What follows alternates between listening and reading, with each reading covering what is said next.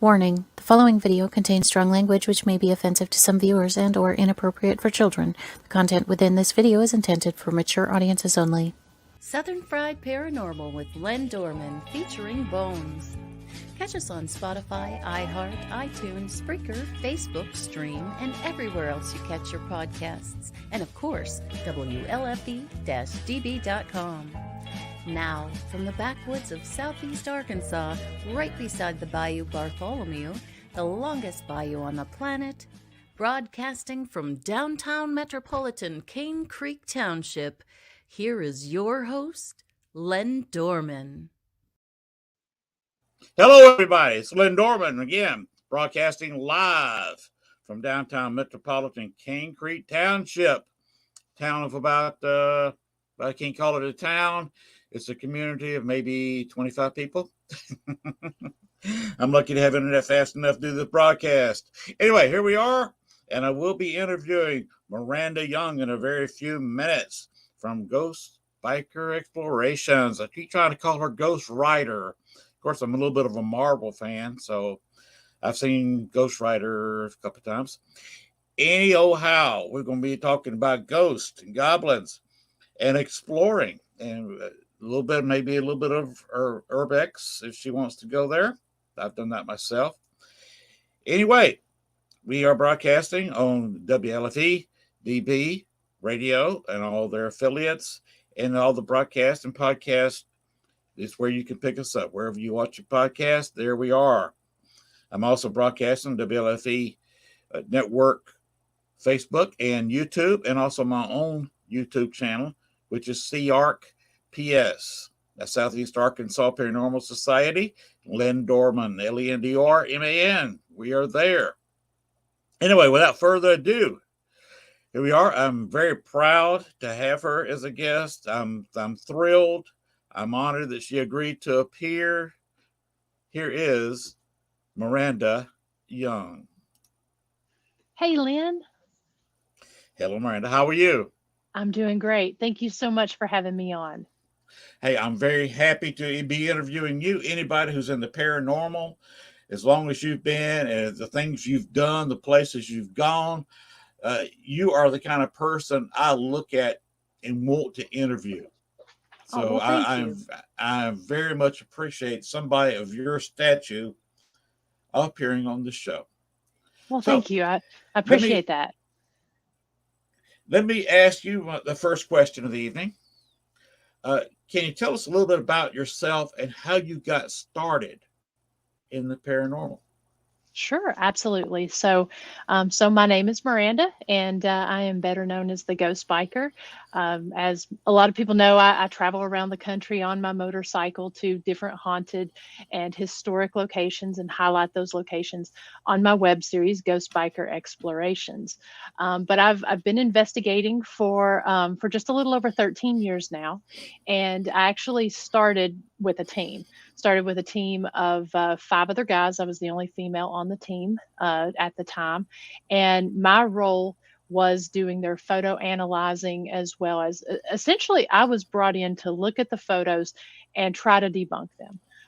The founder of the team, we did work together. He saw that my background was in photography. And so he reached out to me to look at some different photos from some of their different investigations.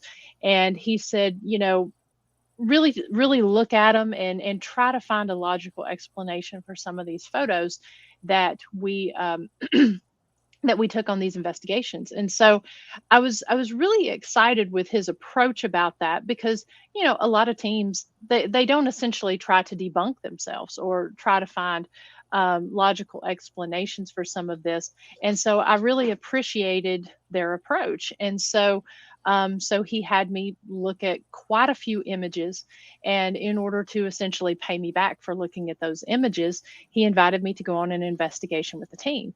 And so other than watching, some of the early paranormal entertainment shows like Ghost Adventures and Ghost Hunters, watching those, I had never been on an investigation before. And so it was myself and the two founders of the team.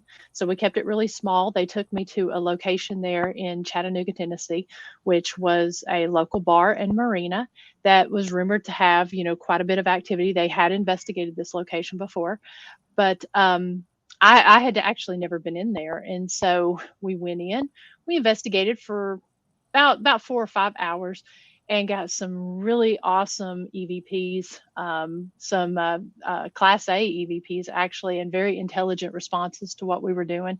I was touched for the first time, had some great flashlight and K2 activity.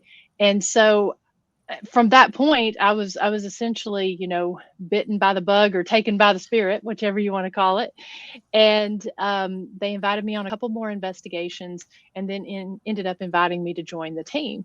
And so we were typically investigating somewhere about every month. We were doing either commercial locations like, Waverly Hills, Las Furnace, Old South Pitt, Hospital, some of those different locations. But we were also doing a whole lot of residentials, which, that's a whole other different ball game, when you really get into that. So we did a lot of those here in the Southeast region.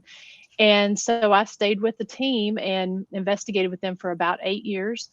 And I did find that while I was investigating with them, I was actually going out and doing a lot on my own when I was either traveling for work or going out on the weekends. And so during that time, I would go out on my motorcycle and go to different locations and highlight those locations through my photographs onto social media.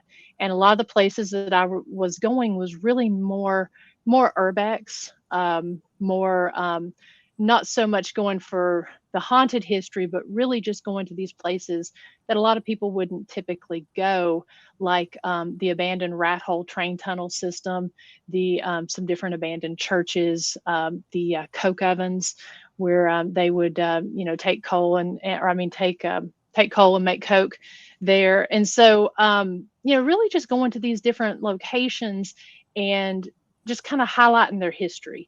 And so those photos started to really get a lot of attention on my social media pages, and people were really asking, what's the story behind these places? Are they haunted? Are they, how can I get there? That sort of thing. And so I really kind of sat back and started thinking, why don't I really document all of this through video rather than just through photos on social media?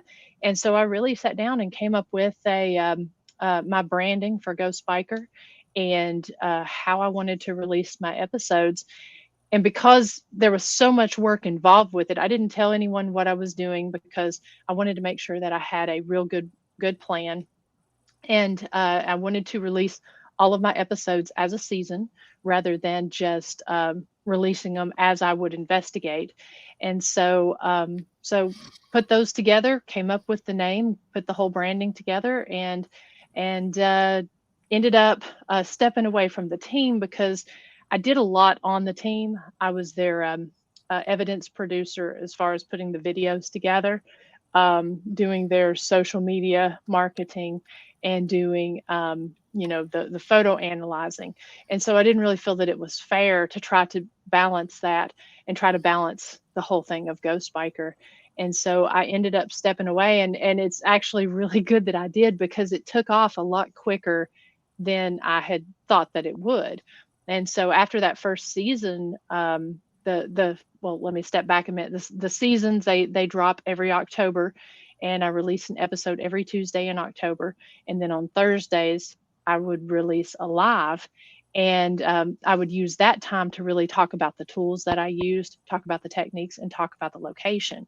That way I didn't have to focus that time in the episode talking about all of that. I could really do a video just talking about this and do it live, where I was able to answer questions and really interact with people. And so it really took off. And so we just finished up the 4th season. I still have the season finale to put out, and been going strong since. And because I am a solo investigator with this, there's I believe you're a solo investigator as well. You know how it is, just doing the research for the locations, doing the actual investigation, and then going through all of your evidence. it takes time. So that's why I really wanted to release it as a season rather than just, release an episode as I completed the investigation.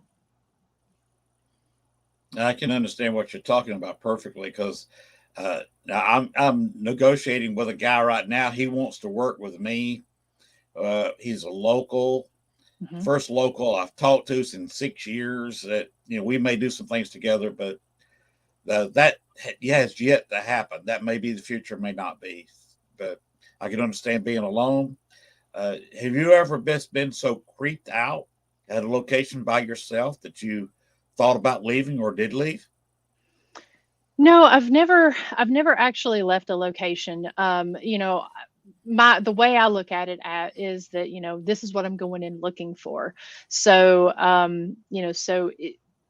it takes a lot to creep me out. I mean, I guess I get more excited by the activity rather than creeped out because, I still remember the way I felt when I heard that first disembodied voice or captured that first EVP. That feeling of, what's going on around you, that there's nobody else there, and being the only female in the room and capturing a male's voice.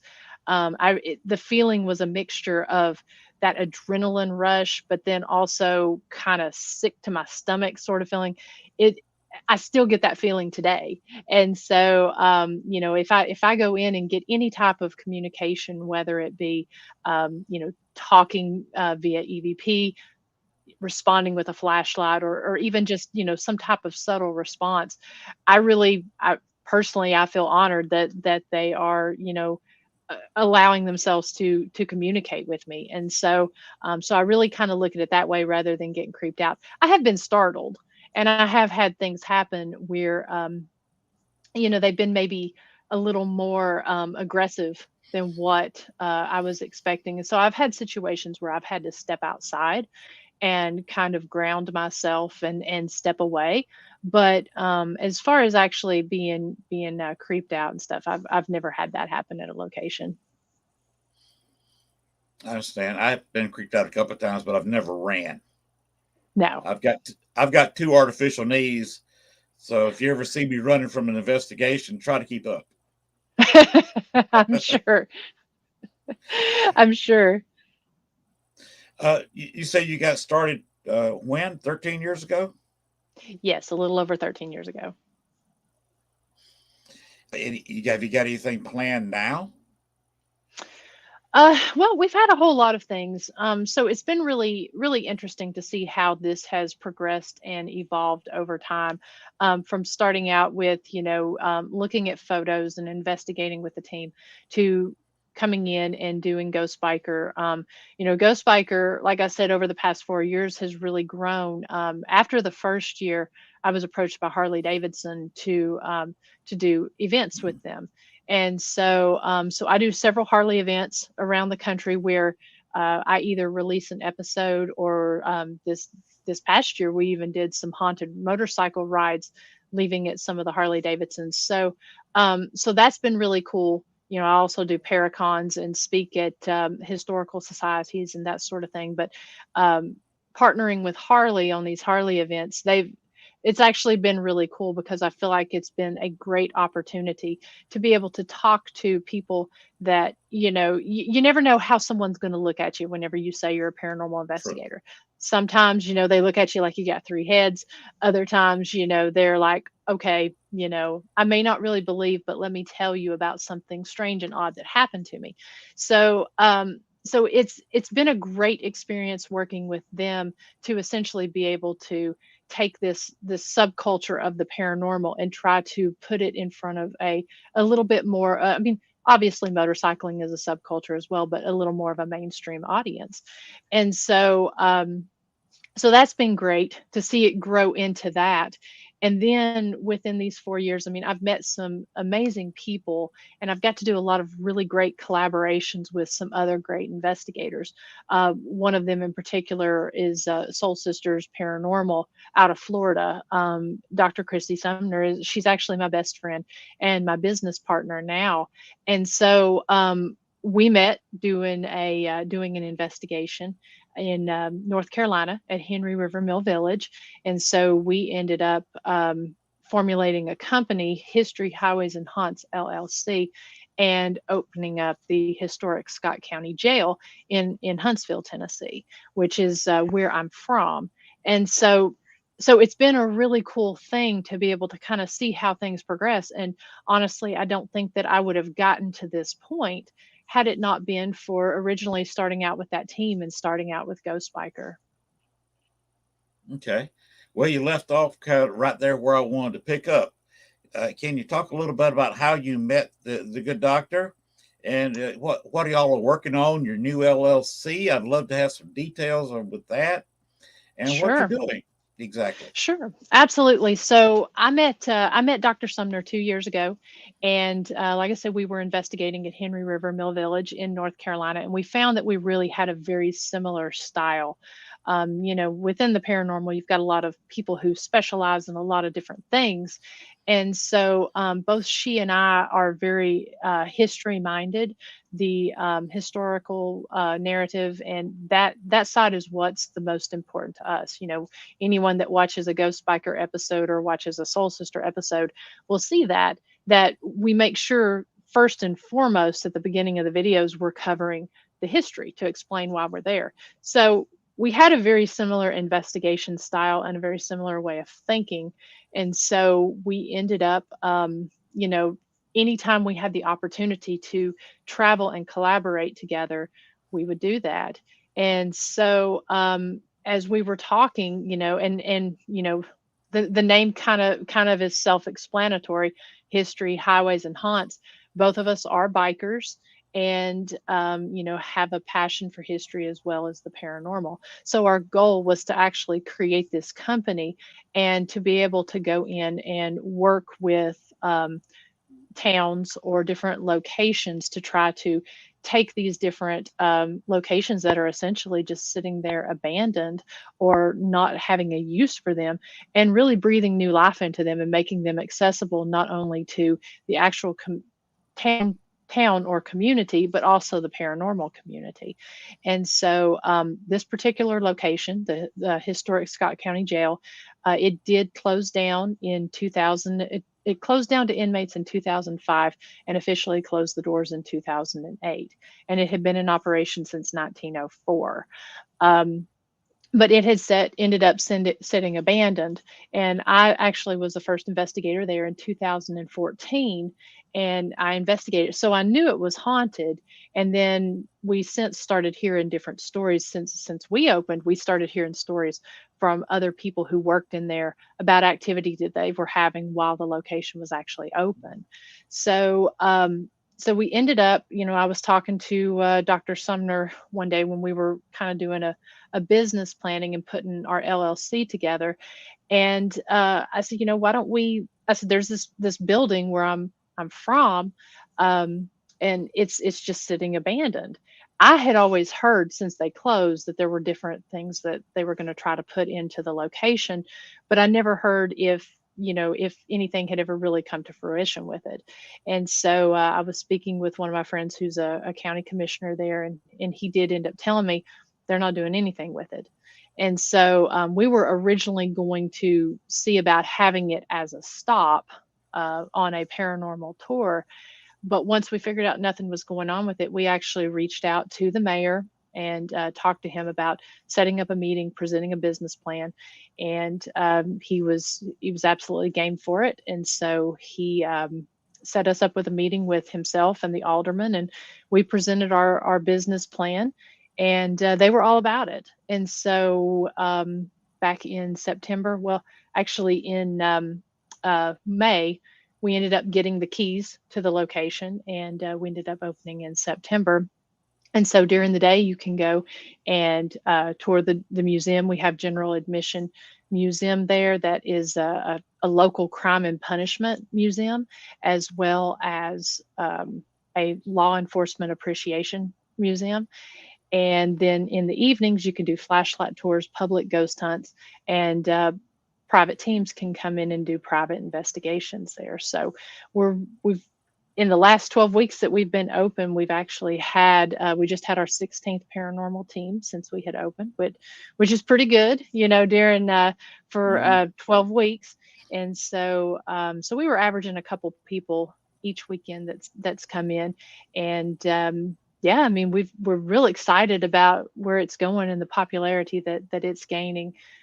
People are getting a lot of great activity there, and we're able to essentially, for myself and Dr. Sumner, use it as a research center for ourselves to be able to go in and see what kind of stories this location has to tell.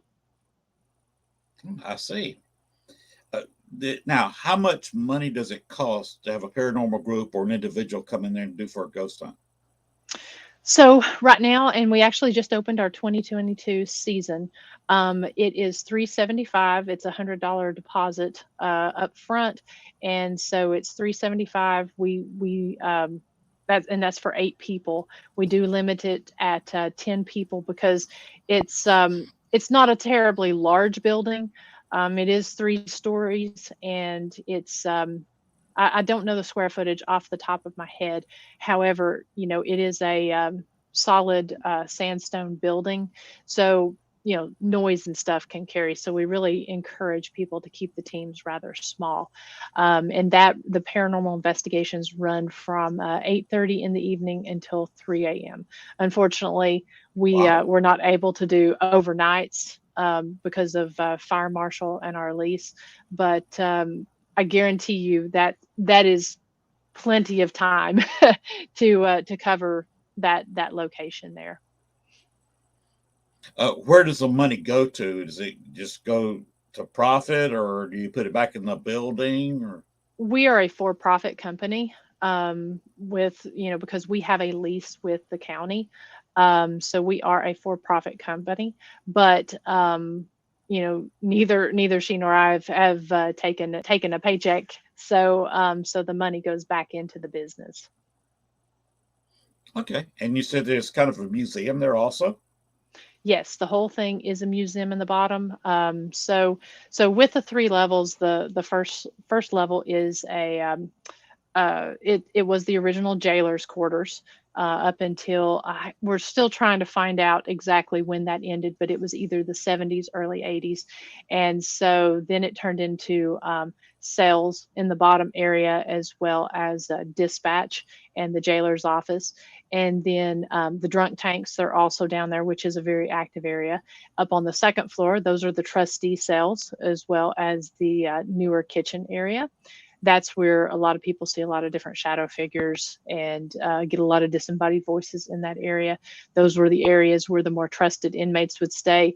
Each of those cells would hold around 10 people in it. But during overcrowding times, it could be up to 15 in those cells as well.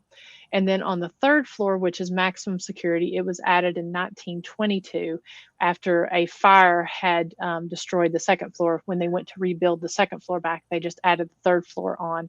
And so at that point, there are 9 cells up in the maximum security area with a giant larger trustee cell in there, which was trustees at the time, as well as a female cell. They were segregated, but those cells up on that floor hold anywhere from 4 inmates to the administrative segregation or suicide watch area that would just hold 1 person. So so they held varying people depending on or varying amounts of people. The jail was built to hold 50 inmates, but it was not uncommon at times of overcrowding for there to be over 100. And so it would be that many inmates to 1 jailer at night. So it had the potential at times to be a very rough area. So so yeah, it's one of those where we, like I said, people, they can come in and they can investigate at night, or we do the flashlight tours or public ghost hunts. But during the day, the public has been amazing, and they've actually donated and put on loan different artifacts and items that relate to local Scott County crime and punishment in the area. So we actually have a whole lot of exhibits in there. We've got a great timeline. We're actually really proud of that because all of the design work, all of the research work that's been done, Dr. Sumner and I do ourselves. And so we have a timeline in there that shows all of the different sheriffs from when the county started there in 1849 up until when we ended up taking the jail over in 2021. So it's got all of the sheriffs, it's got all of the inmates who were either executed by the state or executed through mountain justice, where mobs came in and took them out and lynched them. It also has all of our officers who had an end of watch or died in the line of duty, which there were 14 of those. And then also 14. any 14, yes, sir.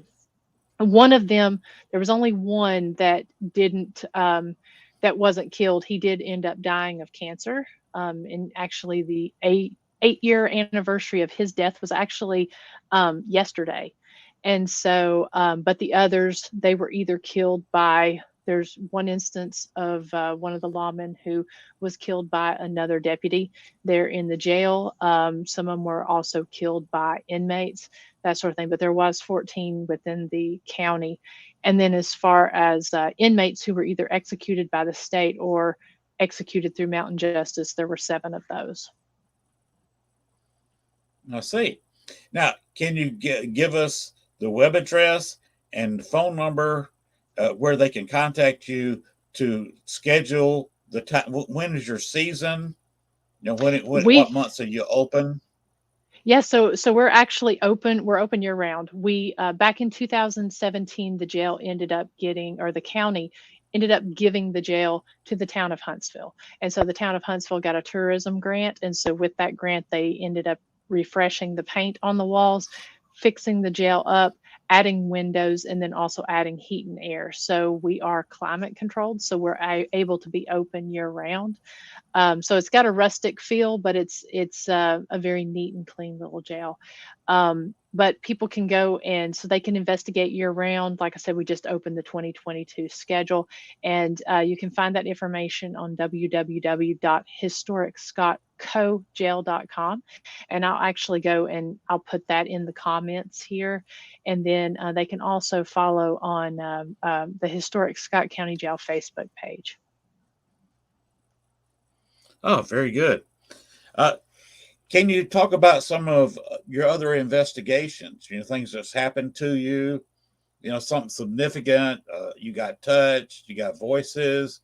Just talk about a few places you've been. Sure, absolutely, and thank you for letting me promote the jail as well. I do appreciate that. And like I said, I'll put that in the. Actually, it looks like Dr. Sumner just added that into the comments. So thank you so much, Christy. But yeah, so as far as with Ghost Biker explorations, I have traveled all over during the time that I've been investigating, and you know my favorite places to be able to go and investigate and really highlight on the show are the smaller, local, lesser known places. I mean, I've traveled to some of the most haunted places around the country, you know, Waverly Hills, Lizzie Borden, the Stanley Hotel, those places. I love investigating those, but I really love being able to share the stories of these places that people may not know. I always tell everyone that it's like, you know, if you take a map, close your eyes and touch anywhere on that map, I guarantee you, anywhere you're touched, you're going to find somewhere that has some type of story, whether it just be a local legend or maybe a haunting that everyone in that area has heard about. And so those are the places that I really like to cover on my show, because I like to talk a little bit about the travel and then also talk about the town, you know, and give some different tidbits of history and such. But you know, because some of these places people have never really heard of. So probably a couple of the places that have kind of really stuck out in my mind, and anyone that's heard me talk has heard me talk about this one before, but the Brushy Mountain State Prison in East Tennessee, in Petros, Tennessee. I did end up sleeping in the hole down there. It was part of a 2-night investigation. And so I had investigated all night long. And one of the things that I do like to do when I go to some of these places, if I have the time, is I do like to lay down and sleep for a little while, because I feel like some of the different responses that I get when I'm doing that, it's very different than when I'm sitting there actively investigating. And so it's fascinating to me as to why this happens. Is it because you're in a more vulnerable state? Does it have something to do with that astral projection? There's a lot of different theories on it, but I can say that the times that I'm able to lay down and sleep at these places, the activity is very different. And so on this particular occasion, I had laid down a little bit after 8 in the morning, and of course it was pitch black because the hole is just what it sounds like. You are down in a hole. There are 4 cells down in this area, and it was where they kept the worst of the worst. It was pitch black. The people would go in there and they would keep them up to close to 30 days in there sometimes, and by the time they would come Wow. out, yeah, they would be so sensory deprived that they would have a hard time seeing. They would have a hard time walking. It was very difficult. It was a very inhumane way to treat some of these prisoners. And so I went down there and I ended up sleeping from about 8:30. It was for about 3.5 hours that I slept. And I didn't really know if I could. It was one of the first times that I'd ever slept somewhere, and so I didn't know how it would be. But I set a recorder out, and I also set cameras out. I was the only person on the property. There were 2 ladies who run the paranormal investigations there. They were there for that entire weekend, and they were sleeping back at the base camp there in their office. And so there was nobody in my building and the section that I was at there. And so I went to sleep, and you hear, to me, it's some of the best footsteps that I've ever captured. And something comes up to the cell and it says, "Night, night." And it's a very creepy, just like, "Night, night." Yeah.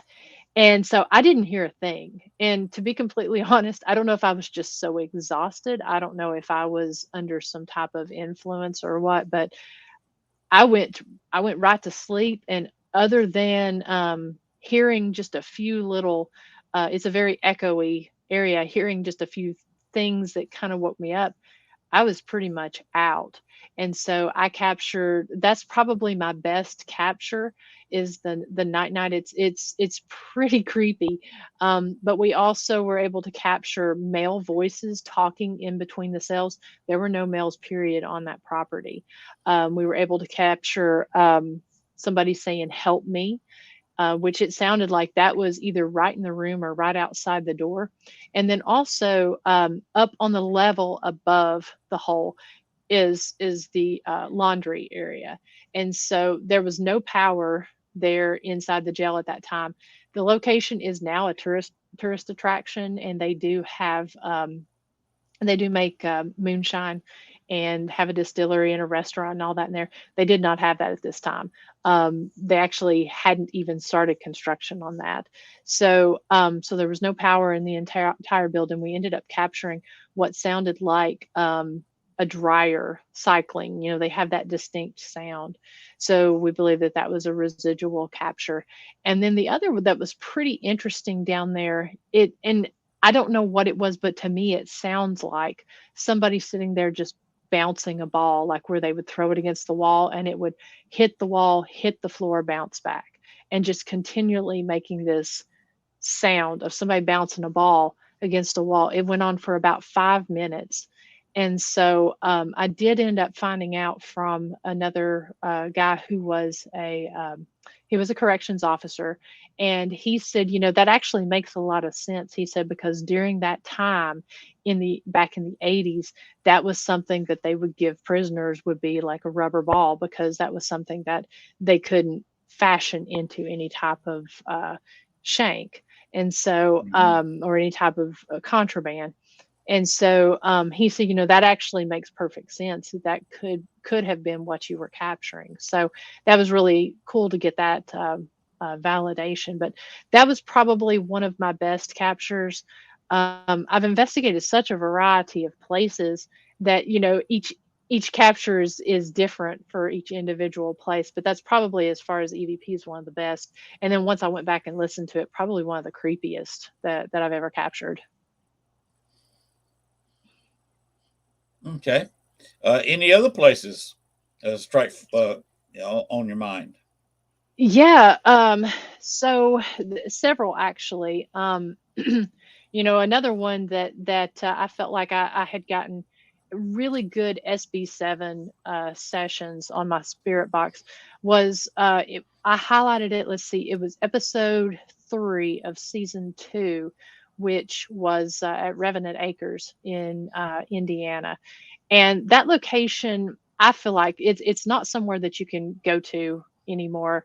The owners of it, they did pass away, and so they passed it on to their children. The children didn't want to have anything to do with the paranormal.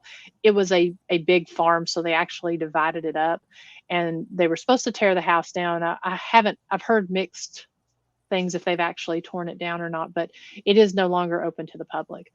And so I was one of the last people to investigate that. I did investigate it with another investigator. We took a girls' trip up there, Tiffany White, and we, just went up there to see if the claims were true. It's one of those. I think what I was so fascinated about was the fact that this location, it had these stories of just these essentially really dark hauntings, and there was no history as to why they were experiencing some of the hauntings that they were capturing at this house. And so I was real intrigued by it because it seemed like a real mystery to me.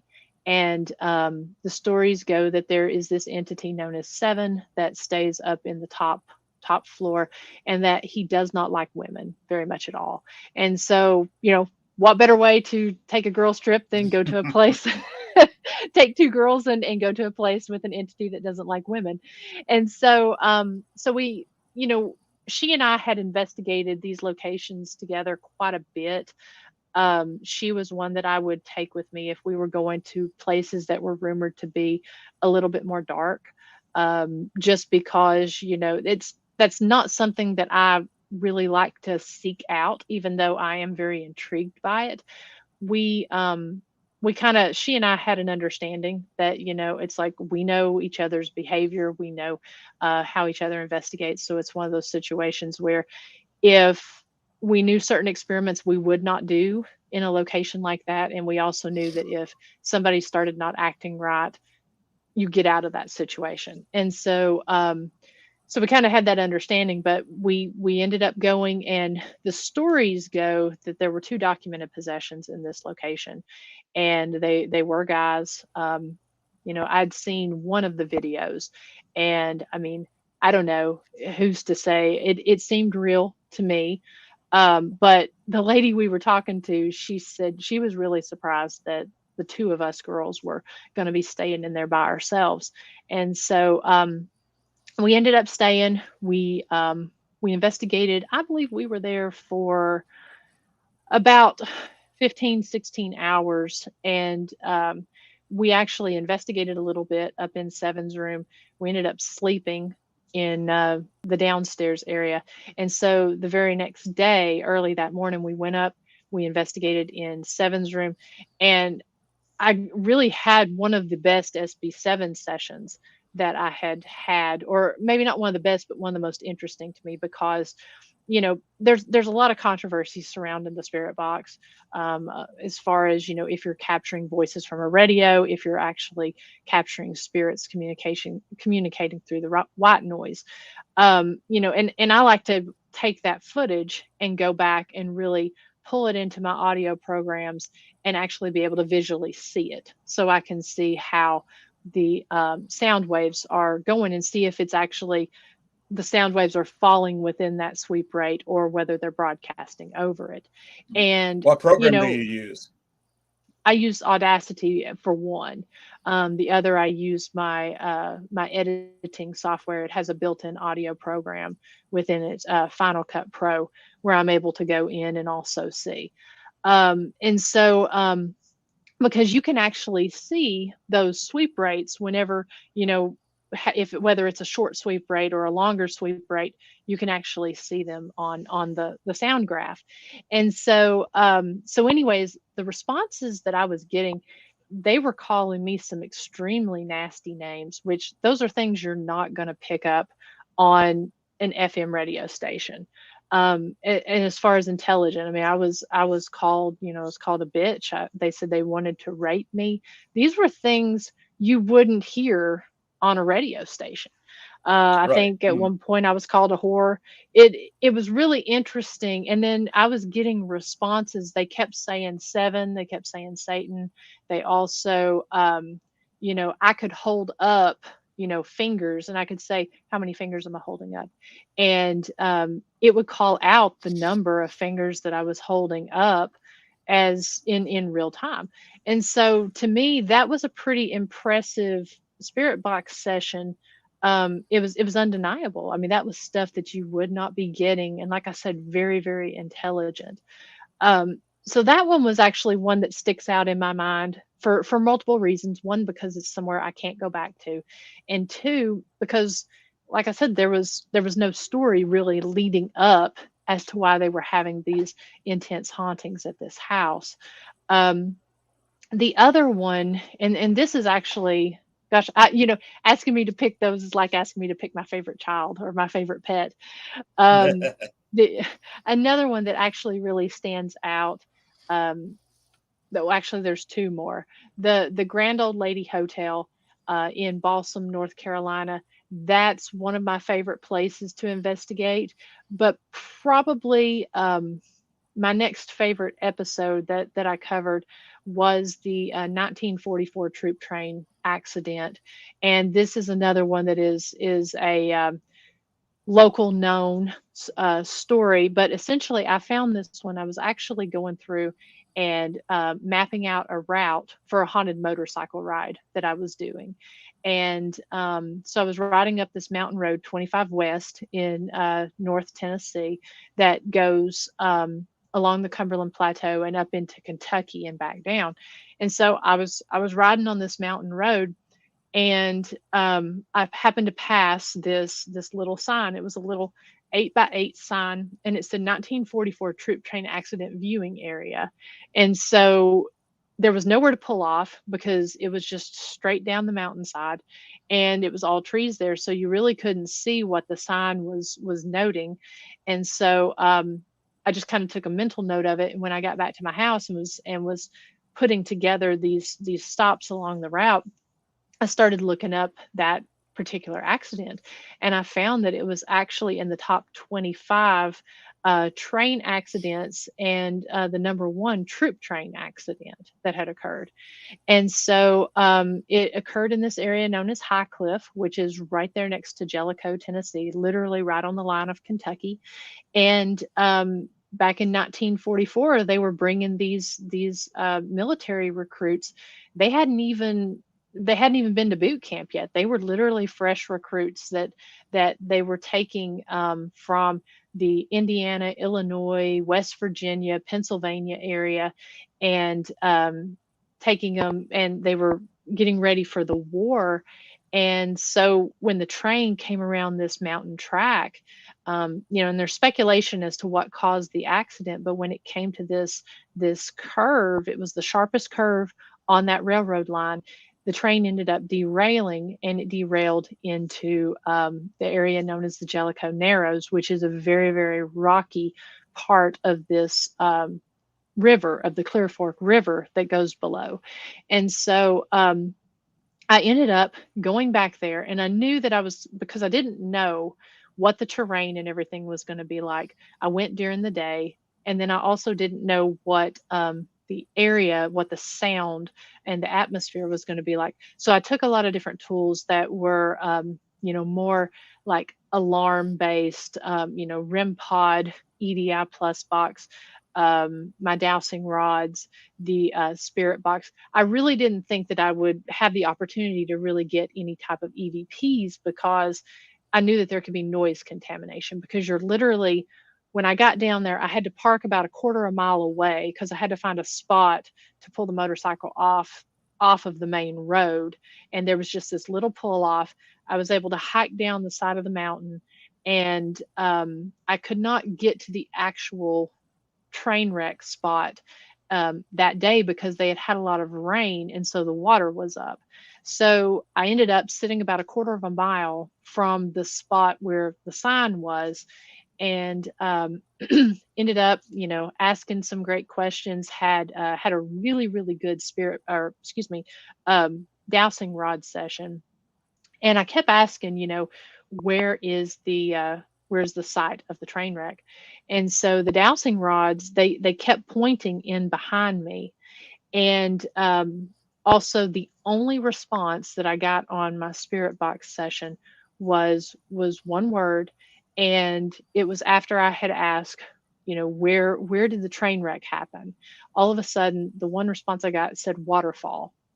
And so we also got really good response when I was reading the names of the soldiers who had were killed in the accident. And then also I played I played some military songs, some fight songs. I also played several recruiting ads from that time period. And the recruiting ads, especially the ones talking about being a bombardier, that really triggered something, because the EDI plus box the temperature started really fluctuating. The geofoam was going off. So that seemed to really, really trigger something. I mean, you could tell that there was this pride in what these gentlemen were going to do. And so so about a week later, I decided to come back. The waters had receded, was able to hike down to the rocky part there where the Jellicoe Narrows are, and right at the spot where the monument had stood for this train wreck was a waterfall, which I thought was really cool and validating. The Boy Scouts back in the 80s had put a monument on this big giant rock, but due to the weather and age and time, there was no longer a monument on that rock, but you could see where it had been. So I did know at that point that that was where the accident had occurred. And so for me, that's one of my favorite episodes, because to me, I feel like it's a story that needs to be shared in more than just a little 8x8 sign. And then it's really interesting that there was so much that happened, but I wanted to be able to show that paranormal investigations, they don't have to be done at night. They don't have to be a creepy, scary thing. They can be more about respect and more about history and telling the story. And so it was really important for me to be able to show that. And then at the end, I also did a memorial that showed. I was able to find all the different pictures of the soldiers who had passed away in that accident. And so I was able to have that rolling at the end to really be able to show that, because I think it's easy sometimes to forget as investigators that the people we're speaking with, these spirits we're speaking with, were once people. And so, to be able to humanize and show and really show respect for the communication that I received was something that was really important to me, and probably it's a simple episode, but it's probably one of my favorites. I see. Can you tell us what kind of equipment you use besides dowsing rods and an SB7? I use most of the standard equipment that people do, but being on the motorcycle, I do have to be strategic with how I pack, and so I really do plan for each investigation. But the dowsing rods, that's one of my favorite. The EDI Plus is also my favorite, because you have everything in that one little box. You've got your K2 in the box. You've got the geofoam EMF detector, atmospheric detectors, everything from pressure, humidity, and temperature. You can see all that in real time.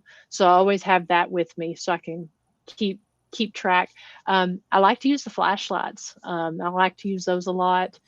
Because if you can get a flashlight going off, that's great. But if you can get a flashlight going off with other changes on the EDI Plus, I really like to pair those. Spirit box. I have couple REM pods. One of my favorite things that I like to use is a whiteboard. I'm always fascinated, and one of the questions I'm always asking and trying to find out is if the spirits can actually see me and see what I'm doing. And so rather than saying, okay, can you knock, or rather than just knocking twice and saying, can you repeat that?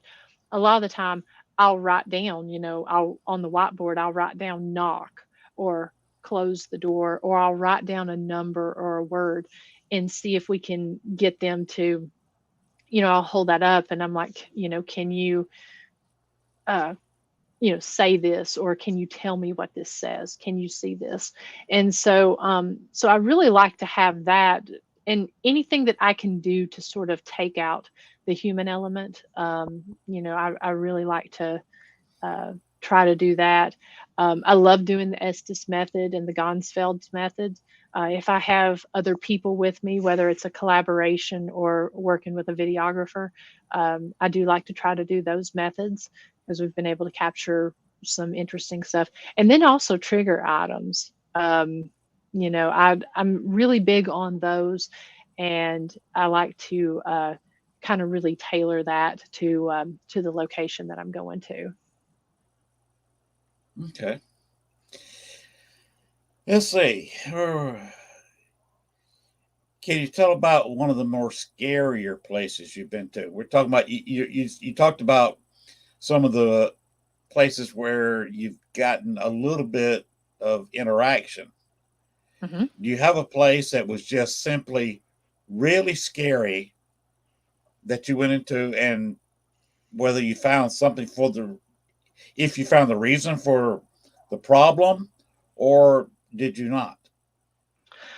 I'd probably have to say one of the scariest or creepiest for me was probably it was a residential case, but it's kind of interesting. I always called it the house on Sunset Hill, and this was something we started covering it in season 1, episode 2.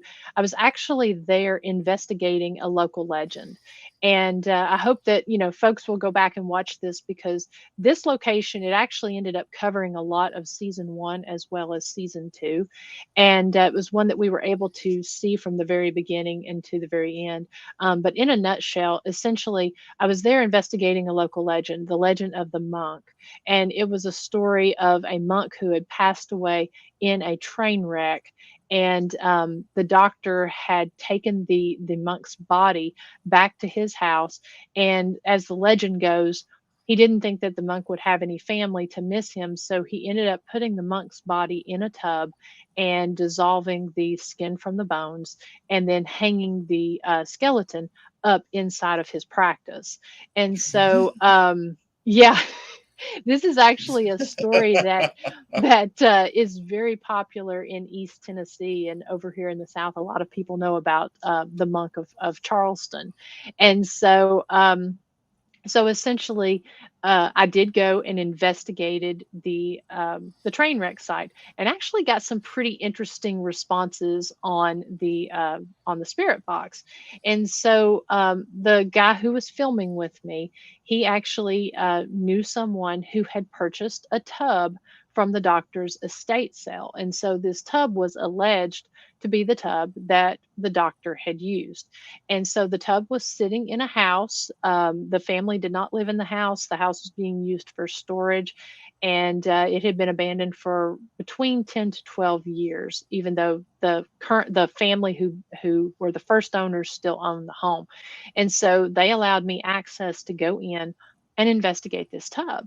And so I went in, investigated it, had a lot of crazy activity just with the tub, but I kept getting sounds from around the house while I was investigating and while we were filming the episode. So we had finished the investigation, and the tub was down in the basement. It's a split level house, and up on the second level, kept hearing sounds of what sounded like somebody throwing things around.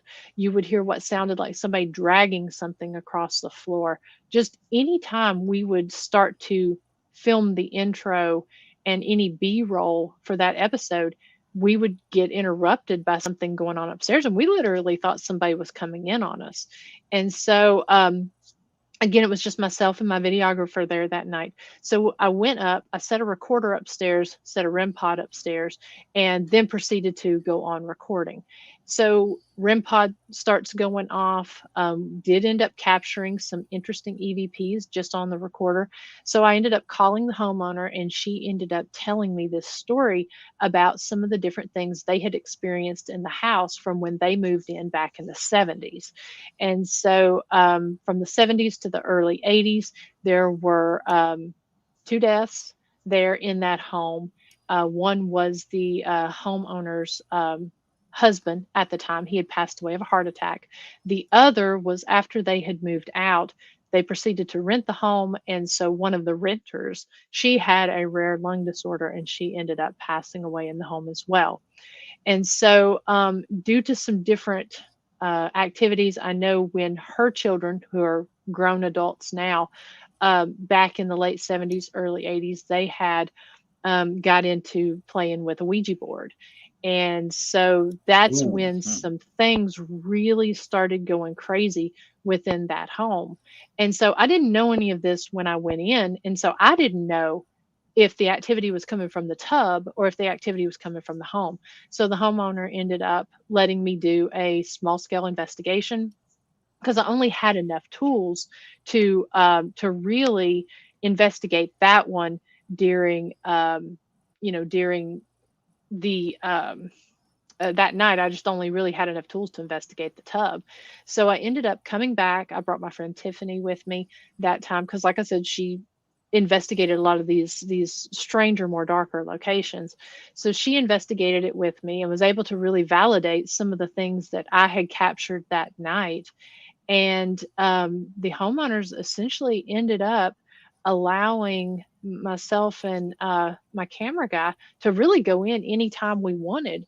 And so for a year, this became a full-fledged case study for us. And we would go in and do all kinds of different experiments. And so I ended up doing a live. And because people, after the first season, they were asking what was going on with the house. And so ended up doing a live where I left some cameras and trigger items on all the floors. And so the live was supposed to be about 10 minutes. It ended up being an hour and a half, and one of the most Wow. active experiences. Yeah, people were having things happen in their home. Things were happening on command. A lot of very unexplainable things were going on. And after the cameras shut off, what I had done was I asked everyone to write in some questions. And because again, we covered it pretty heavily on season one. And so I asked them to send in questions. I pre recorded questions, and I wanted to see if while we were gone, if the same activity would happen if an investigation was going on, but nobody was there actually investigating. And I also recorded the homeowner's voice because she hadn't been in the home in quite some time. It had been years since she had been in there. Essentially, someone would come over and mow the yard, and that was it. It was just a storage place. And as soon as the cameras went off and I turned the homeowner's voice on, and she starts addressing her deceased husband, the floor starts shaking beneath me. And I've never had that Really? happen before. I'm standing up on the second level, the floor starts shaking, and the geofoam on the EVI box starts going off. The REM pod alarm starts going off. All the flashlights start going off.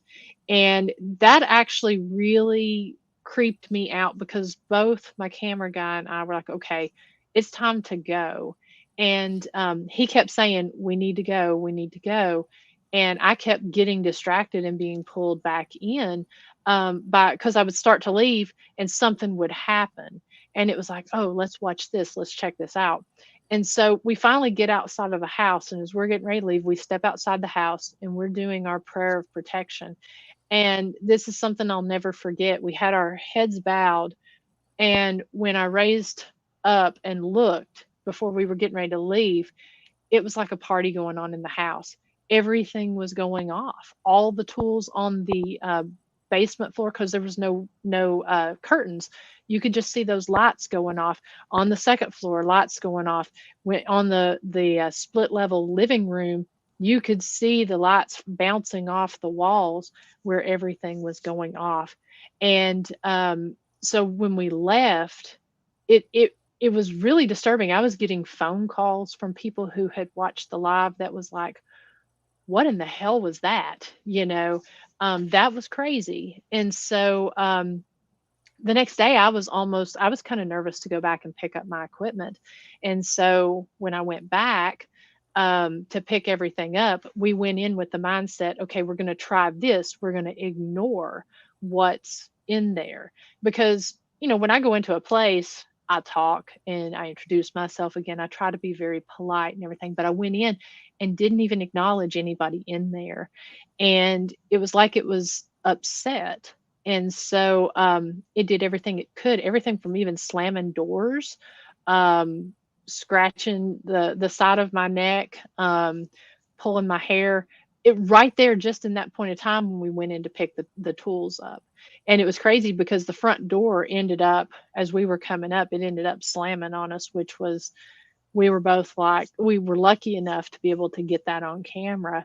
And, when we left, it was like, okay.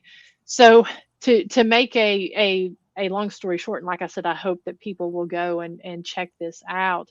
The homeowner throughout this year-long case study, she ended up wanting to rent the home out. She was going to have it cleaned out and rent the home out because she had some family members who were wanting to move into it. And so she said, would you be willing to clean or remove what's in there? And for me, that's not something I do. I'm not trained in that. I don't believe that it's my place to be able to do that. I essentially come in and either try to debunk what's in there or try to get answers as to where things could be coming from. And we knew from that year-long case study that there were 5 spirits within this home. And so I ended up reaching out to a demonologist friend that I had met at a convention, and he said he would, check out the case. He reviewed all the footage and all the stuff that we had, said he would be willing to help. And him and his partner, they ended up coming in, and they actually allowed us to film the home liberation or home exorcism, if you will. They ended up letting us film that. And we had to be very careful about how we filmed and edited it, but it was a 10-hour process.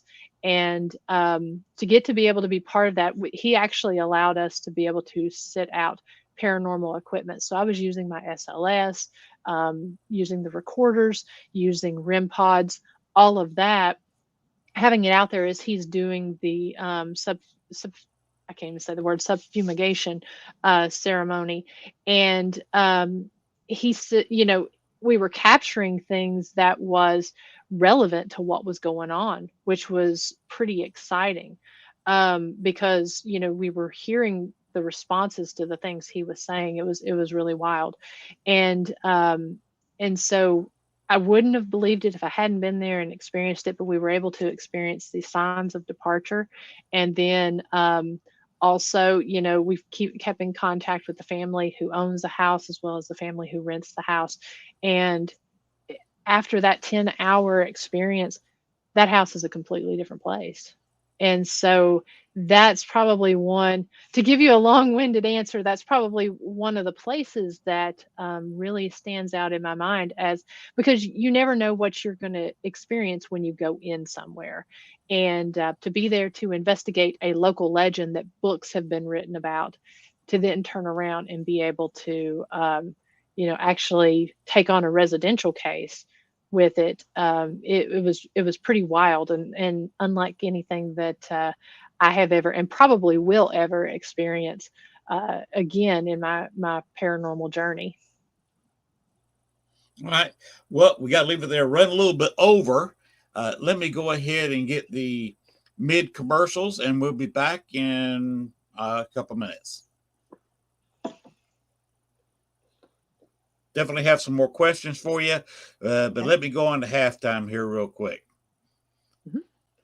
Warning, the following video contains strong language which may be offensive to some viewers and or inappropriate for children. The content within this video is intended for mature audiences only. Rochester Winter Parafest is back, March 25th, 26th, and 27th of 2022. Come say hi to Naked and Afraid celebrities Melanie Elizabeth and Trent Nielsen, Haunted Case Files Jack Kenna, Monster Quest, Steve Coles, and more. This event has it all: paranormal investigators, UFO researchers, Bigfoot researchers, and even photo opportunities for the kids with Buddy the Bigfoot. Oh, okay, adults too. Come on down and get a tattoo from Ink Master Tony DeVille. There are psychic gallery and individual readings, as well as radio personalities, authors, jewelry, makeup artists, and so much more. It's only $15 per person, and children under 10 are free. March 25th, 26th, and 27th of 2022. For more information, go to WLFE-DB.com. Yes, Winter Parafest is back. Valley Oak Event Center, Geneseo, New York, next to Denny's.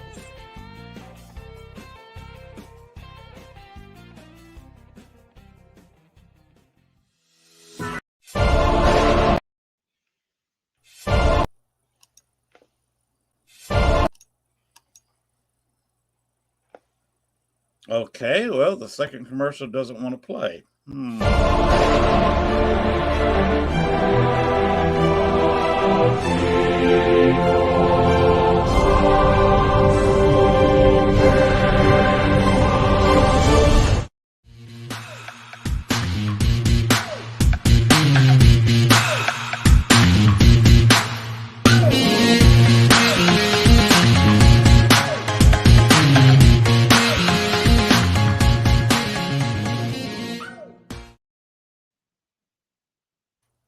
Now we're back with Miranda Young.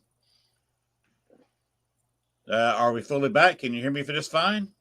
I can hear you. Okay. I have got one question for you that I think is kind of important, something you've alluded to when we were talking before the break. You keep talking about having a videographer, somebody going around filming you. Is this one person, several persons? And what do they think about going into all these haunted locations?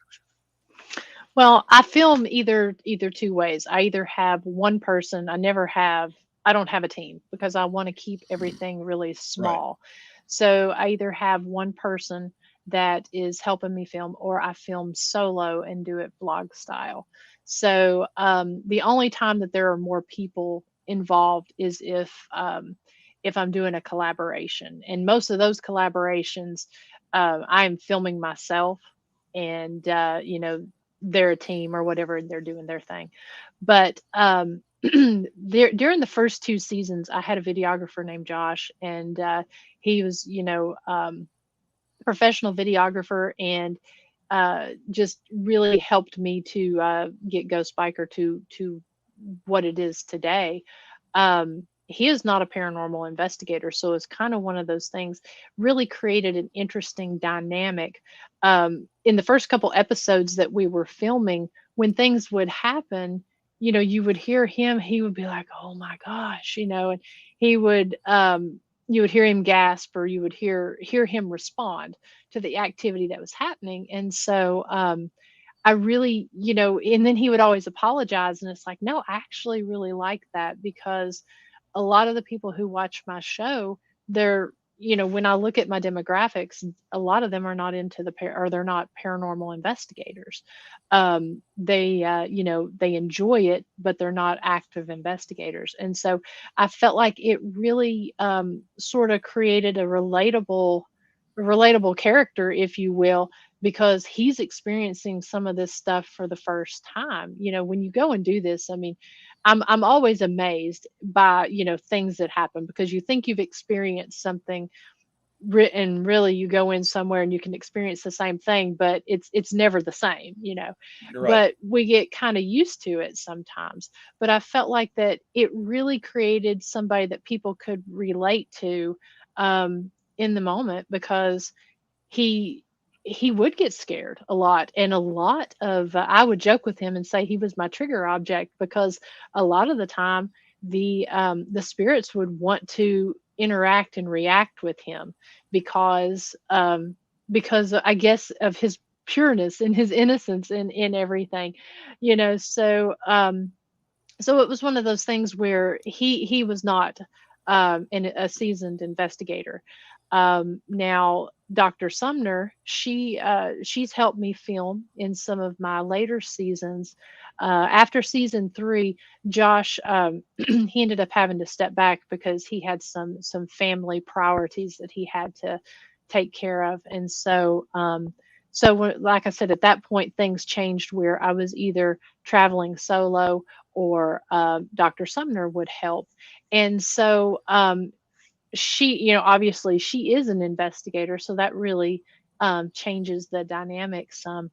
But no, I always like to keep it small. That way I'm able to control for, for other environmental factors. I like to really be able to account for, the lighting or light pollution, noise that's around me, that sort of thing. So I really like to, when you're with a bigger team, I have nothing against investigation with bigger teams, but as far as episodes and stuff, I don't like to highlight those in episodes because it's really harder to account for noise and everything when you have a bunch of people and you don't know where they're all at. So I really like to be as transparent and everything as possible with the actual episodes.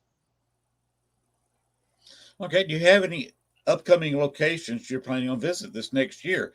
This is December. We're closing in very fast on Christmas. So I'm, I've figured a lot of stuff is kind of getting shut down, not doing a whole lot right now. But I imagine in January you're going to crank back up and get going. I So what will. are your plans? Well, so season 4, like I said, typically the episodes drop all in October, but because I was in the process of starting a new business with my business partner, things kind of got a little bit out of kilter Of from what course. what we're used to. Yeah, because I'm literally every week I'm traveling across state, between my house here in Southeast Tennessee and the jail up in Northern Tennessee, and the season kind of went a little long, and we're still doing the episode season finale for season 4 is still yet to come out, and that's probably, I was hoping that it would be out before Christmas, but because it is quite extensive, it's probably going to be right after Christmas at the start of the new year.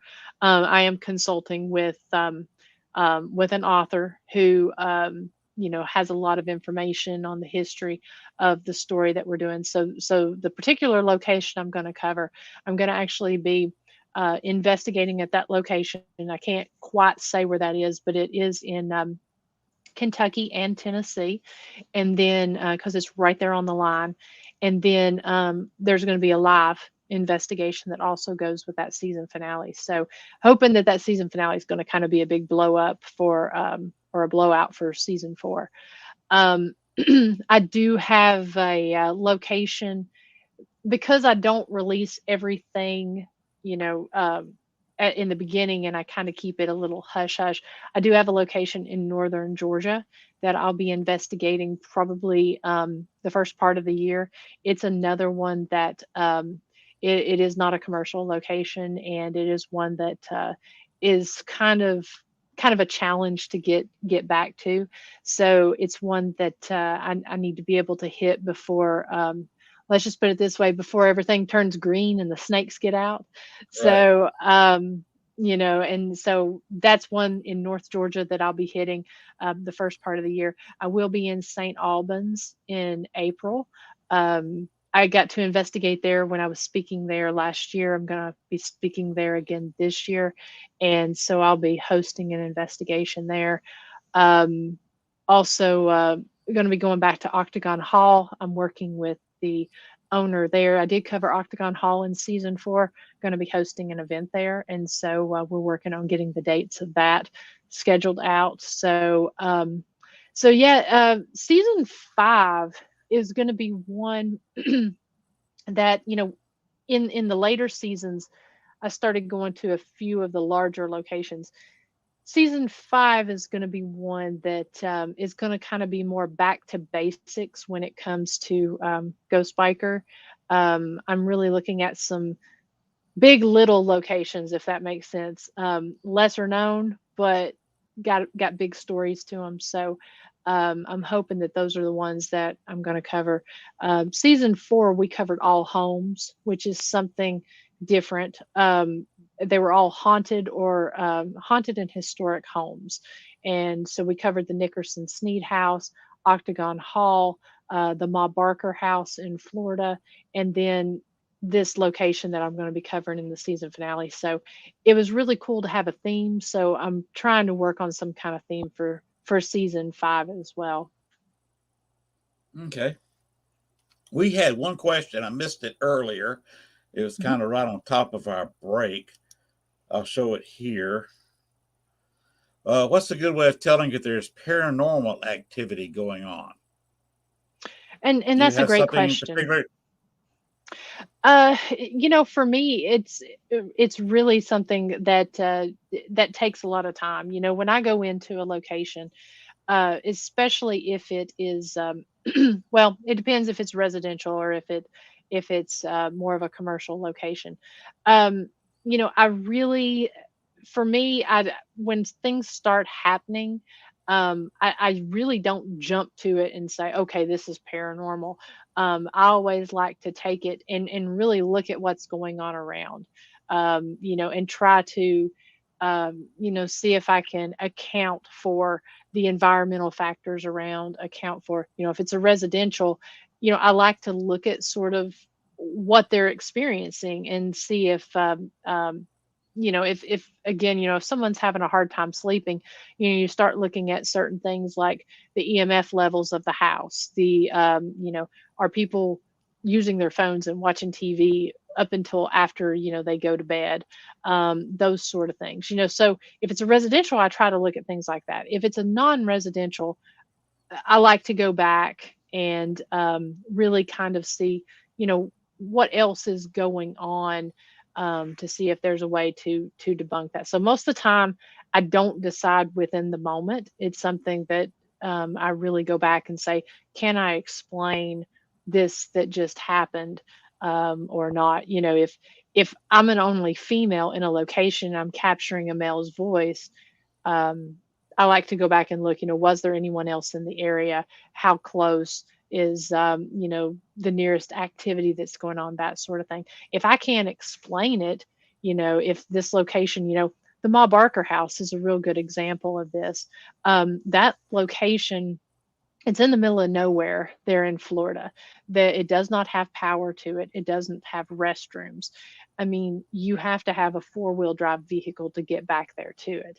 And the house is essentially untouched like it was in the 1930s. I mean, you can still go. A lot of the furniture is original. You can see the bullet holes in the furniture as well as in the walls. And so capturing some of the different voices and stuff that we captured there in this house. I mean, it's almost, when you're doing this one, it's almost like setting yourself up. When we do the sensory deprivation with the Estes method, that house is kind of the same way. Your senses are deprived because, I mean, it's so dark. There is no light pollution. There is no noise pollution. It was fairly easy on the evidence that we captured at that house, um, to classify it as unexplained because you didn't have any of those outside factors. So, in a long-winded way, I hope I answered your question, Nikki. That's really how I try to do. I really try to take all of that into account and look at it during my review process. And I take copious notes too. Anytime, I did this when I was with a team. Every time I would go into a new room, I would always make note of that on my recorder, what time it was, where I was, where the other team members were. And so that way, when I sit down to review, because again, the human mind is not that good at remembering, I try to write all that down so that when I am going back for that and listening to the recorder and stuff, I'm able to really try to account for everything going on. Now, well, if you're kind of like me, what I do is when I go to a location, I may know a little bit of the history, what happened there, but then to which room I start with investigating or what time I move to another room, I just kind of use a feel thing. Mhm. If it feels funny to me, I'll just say, okay, what room do I want to go in to investigate the majority of my night? Yeah. And I just kind of feel out the location and go to that room. Is that something you're familiar with? Yeah, I try I can sit there and say I try to plan out as well as I can. But to be completely honest, when I go to a location, I really like to let the location speak to me and tell me where to start. And nine Mm-hmm. times out of 10, I always end up leaving saying, "Oh, I intended to do this and planned to do that." But it's like the location has a totally different plan for you in your investigation, So I'm like you in that respect. um, I like to, at least where I'm going to put my cameras and that sort of thing. I like to try to kind of plan that out. But nine times out of 10, I end up just going by where the place tells me. And Mm-hmm. most of the experiments, I don't get through all of them because, the place usually has a different plan for me than what I originally anticipated. I agree. There was go back to a military saying. Hmm. I forget which general said this, that every battle has a plan until the first shot is fired. Then Yeah, there's just no plan against reaction, that's true. That's true. and that's And kind of the way I approach it. The answer. mhm. And I think that's a great approach because you don't know what you're going into with some of these places. You can go in and you can say, well, these are some of the things that's rumored to be in here, and some of the things that happens. But based on your energy and how you go into this location, you don't know what kind of responses you're going to end up getting. And, um, you know, and for me, a lot of the time, I like to know a lot of the history about these locations when I go, Oh just yes. because for me, but because that's what my shows are about is the history of the places. So I do really like to know that part. But as far as the hot spots, I can kind of take or leave that. If someone says, you know, this is the kitchen, and this corner here is a big hot spot for people, and this is the living room. It's not very active, but the basement is a hot spot. If somebody wants to, I don't go in and ask for the hot spots. If somebody's telling me that, that's fine. But I tend to believe that we get what we put out there a lot of the time. And so what is a hot spot for, and I know there's tried and true hot spots, don't get me wrong on that. That's not what I'm saying, because we do see that at the jail. But my style of investigating may be different than yours, and you never know what one of us might bring out in a location as compared, to what everyone else is doing. We might find something new. So to just go in and just hit the hot spots, you may end up disappointed because you may not get the same, or more than likely you're not going to get the same thing. But you might also bring out something different. So I don't always want to know that. I have investigated several places. Willow's Weep is an example of one. Dave Spinks has done a great job of documenting the hauntings that has happened over his time of setting Willow's Weep up as a research center.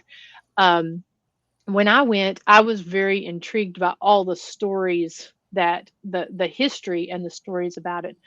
I really didn't know. I didn't want to know what the specific teams had gotten, and he's got a book out that essentially chronicles like 6 or 8 different teams who have investigated this location and talking about their experiences. I didn't want to read that beforehand. I just wanted to know the reports of what had supposedly happened in this house. And some of the reports I believe, some I think were, I mean, it's a bit much for the place, but I didn't want to go in. And it's rumored to be the most evil house in America. Maybe one of the most depressed, but I didn't find it to be the most evil. And so anyways, when I went, I investigated it, had my own experiences, that I was able to document and put an episode out about. Well, once I finished my episode, I actually sat down and read his book. And I'm glad that I didn't read it beforehand, because a lot of the accounts, I mean, this is a very depressing house. There were multiple suicides that occurred there. And just a lot of drug use, a lot of really just negative and oppressive stories that took place in this house. And so a lot of the investigators who went in there, they would feel a certain way, certain things would happen to them. And my experience was it was completely different. I actually slept in that home. I talked with a lady that she was like, I couldn't even stay in there. She said I ended up staying in the outbuilding, the base camp next door. She said I couldn't do it, but me and the lady that investigated with me, we both slept in there. So I'm glad I didn't read it, because I really didn't want to be jaded by those specific experiences that other investigators had had. It allowed me to have my own experience while also knowing about, the history and claims that took place in this house. So that's really how I try to operate with that. Okay. We got one other question, kind of different from me. Okay. As Cecil said, do you have any Sasquatch, Bigfoot, or UFO experiences? I personally have not. So this is something new for me. So it's one of those things. So I do host a weekly live stream that is going to start back up in January. We were taking a break here in December, but I have had some other Sasquatch researchers as well as ufologists on the show. My field of study is primarily the paranormal. I know a lot of people think that maybe they go together, and from some different accounts, it does sound that way at times. But the only experiences that I've actually had, I did my first, and it wasn't even really a Sasquatch hunt or whatever you call it, because like I said, I'm still new to that. Octagon Hall that I had just mentioned in Franklin, Kentucky. This is a very interesting location. It's in southwestern Kentucky, right on the Tennessee-Kentucky line, about an hour, or no, sorry, 30 minutes south of Bowling Green. This location has a lot of rumors of not only paranormal activity, because it was very active during the Civil War, but also it has a lot of rumored Sasquatch activity, as well as UFOs. Apparently, seeing UFOs there is something that is very, very consistent at this particular location. And so on one of the investigations, I've investigated Octagon Hall many, many times. On one of my earlier investigations, we did do a session out in this area. There's some unknown soldiers buried out there, as well as the slaves who were on the property was out there. And so we actually had a really interesting knocking session with, was it Sasquatch or was it, somebody else out in the woods? I don't know, but it was a really interesting session. And we got a really interesting call after we were doing that knocking session, and we were doing it on a live, which was pretty interesting. And people were able to hear this while it was happening in the moment. So we did experience that. I've not actively had any of the experiences that people talk about, but it is something that intrigues me, that the more people I have on my show talking about this, the more I've found that I am interested, especially in the UFO side of it. Okay. I kind of brought that up because one, we had a question, and two, by Cecil. And two, I live, because I've looked at maps of Arkansas. Sure. And I kind of live in a Sasquatch area. I'm nearly surrounded by water. If you go west of my property, we're having a guy building a new house. So we have activity going on in here. This was never a cemetery or very active. It was mainly Native American hunting grounds. They hunted here. They did not live here. But there is two small streams on that property behind us now. Did not know they were there really until they cleared the property. There's Yep. another stream to the east of me. There is a big state park just a mile away. In fact, one end of the lake is less than half a mile from my house. Hmm. We do indeed have the longest bayou in the world, Bayou Bartholomew, which is within a half mile of the house. And of course, we have King Creek Stream Creek itself, Hmm. which runs from approximately, well, just south of Little Rock down and Okay. ends here at the lake. That's a lot of water, and that's a lot of country. The nearest city is 10 miles away, and that's Star City, Hmm. Arkansas. A great big metropolitan area of just over 2,400 people. Okay. And it is rumored that there are some things that living in the woods, and there's a lot of woods here that you can't explain. Hmm. But you got to worry about contamination too. I've had wild turkeys in the yard. I've had deer actually grow up here. Specifically, a pair of twins that were born right here on my Okay. property, and I've watched them grow up. Hmm. So that's why I always concern myself looking for a Bigfoot, because you got contamination. It's like kind of like the paranormal, like you were talking about earlier. Having a team, you got to know where they are, what they're doing, and how they're contaminating your evidence. Because I've been in investigations where it just got thoroughly contaminated. And Yes, I've had several of those, and honestly, it's one of those things where um, if I can't control for it, I'm not comfortable, mm, putting that out there, for that main reason, just because, if somebody can come back and, I'm always open to having any type of dialogue. If someone comes back and they're like, well, have you considered this? I can't, did you really check for that? And so, a lot of time people will think of things that maybe I haven't thought of, but that is one of the things I worry about, when it comes to that. I never really, in the beginning, I never really gave a lot of thought to Sasquatch, because I was like, I guess because when it comes to the paranormal, and like I said, I hate to even refer to it all as that as just paranormal, because a lot of people think of all of those together as paranormal. When I'm talking about spiritual communication, I guess to me it's something that it's easier for me to identify with.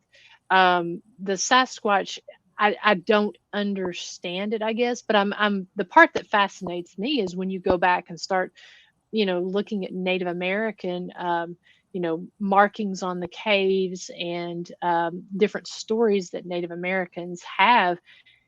A lot of them include some type of Sasquatch or some type of Bigfoot being that is unique to that area. And same with the UFOs.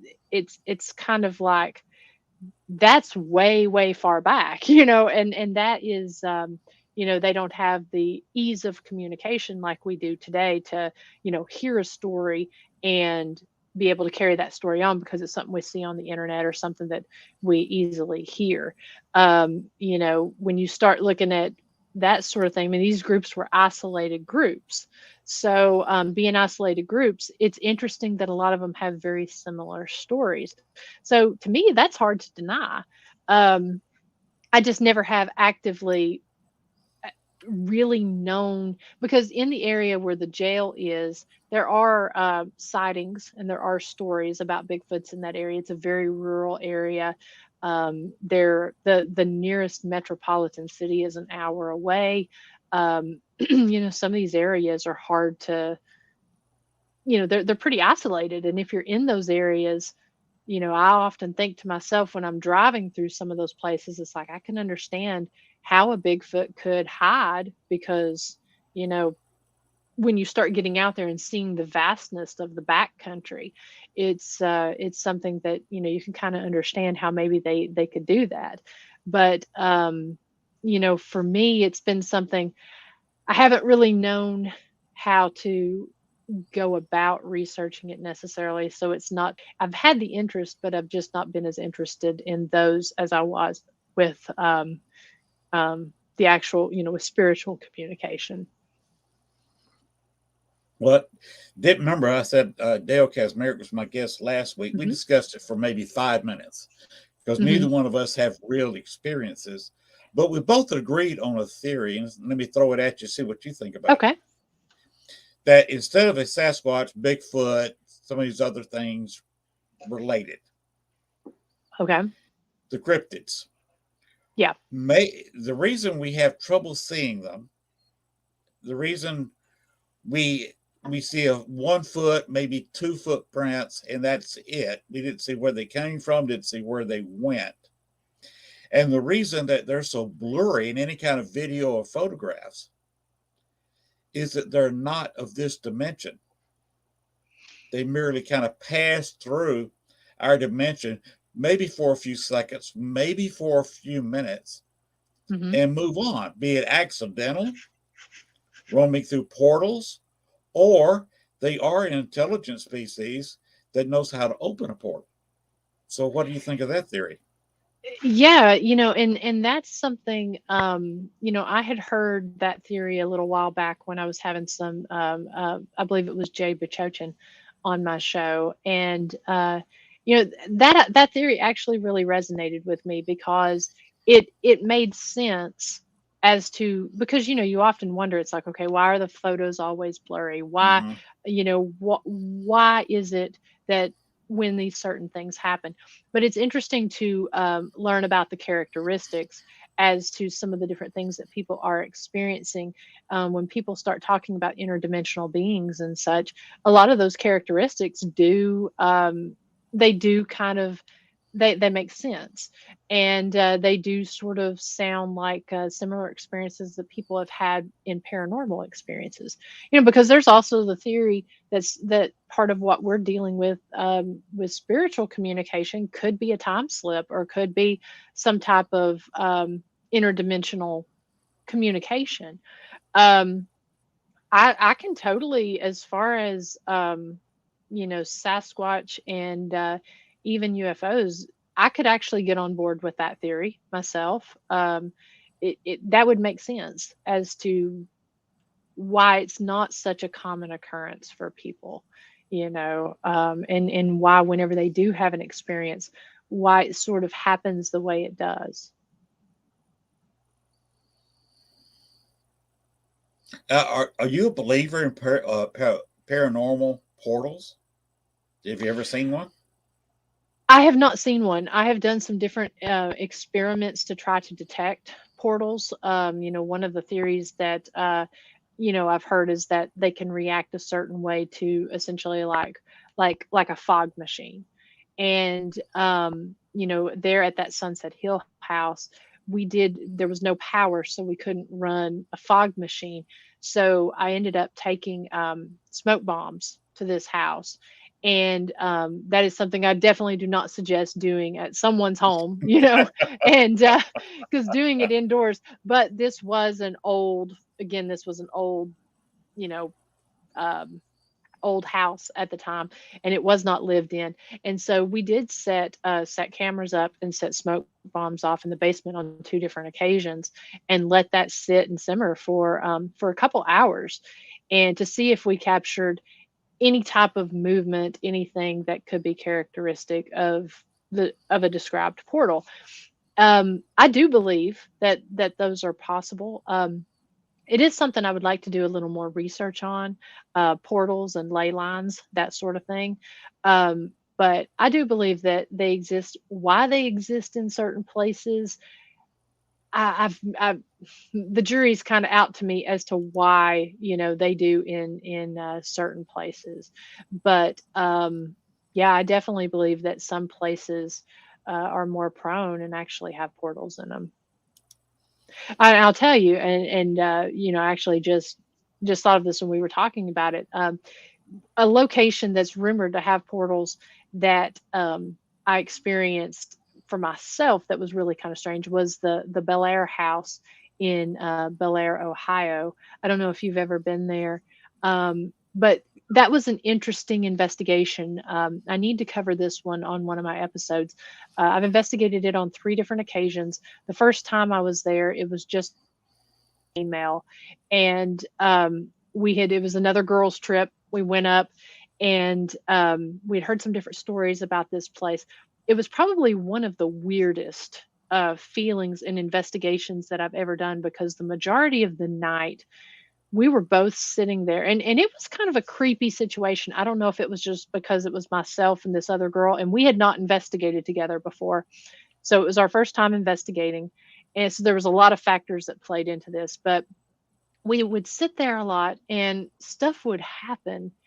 And we both at one point thought we were both sitting there, like we both just kind of checked out for a little bit and was just sitting there. And like I felt like I was in a dream world. And she said the same thing. She was like, I swear I thought I nodded off, but I was literally just sitting here staring.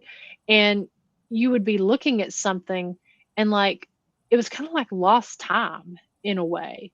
And like I said, it was the strangest night. And I was talking to a team out of Pittsburgh that I met at a convention, and they were getting ready to go and investigate there. And this house is rumored to have several portals in it, and the locations where we were experiencing this were the locations where the portals were supposed to be. And so I was talking to that team, and they were another group of all females.